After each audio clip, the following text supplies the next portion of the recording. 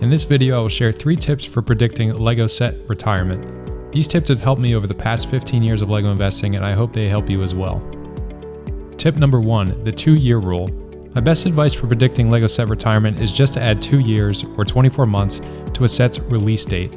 If a set was released in 2019, it will likely retire in 2021. This rule is great for establishing a baseline, but there are a lot of sets that will fall above and below that 2-year mark, which brings us to tip number 2. Tip number 2, look at similar sets. Thanks to the internet, there is a plethora of historical data related to set retirement. If I'm evaluating a set, I always head over to brickset.com to look at similar sets that have previously retired. When I say similar sets, I'm generally talking about sets that fall within the same theme, sub-theme, and most preferably, the same series as the set in question.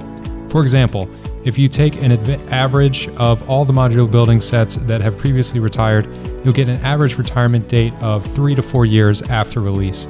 If you apply that to the next modular building that's slated to retire, Assembly Square, released in January 2017, we should expect it to retire somewhere around holiday 2020 or holiday 2021. I would err on the side of caution and start budgeting to pick up during holiday 2020 in this case.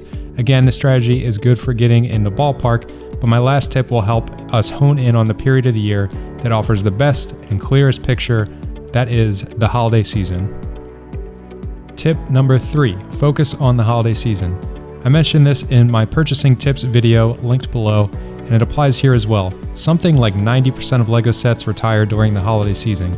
This is the time of year that LEGO and other retailers are trying to sell off old stock so they can refresh their shelves in the new year.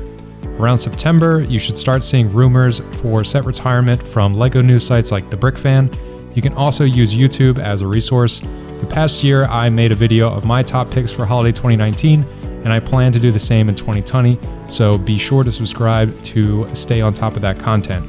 Getting closer to Black Friday, LEGO.com will also start to mark sets as retiring soon. This is the best way to confirm your predictions before pulling the trigger. You can also keep a lookout for big discounts on sets at third-party retailers. That's another really good sign that a set is very likely to retire. Hopefully that helps demystify the art of predicting set retirement. For more LEGO investing tips, be sure to subscribe to the Toy Talk Guys and consider checking out our podcast, where you can hear more detailed discussions that you won't get here on YouTube. Remember that this is not professional investing advice. All investing involves risk, and you are solely responsible for that risk. Happy investing.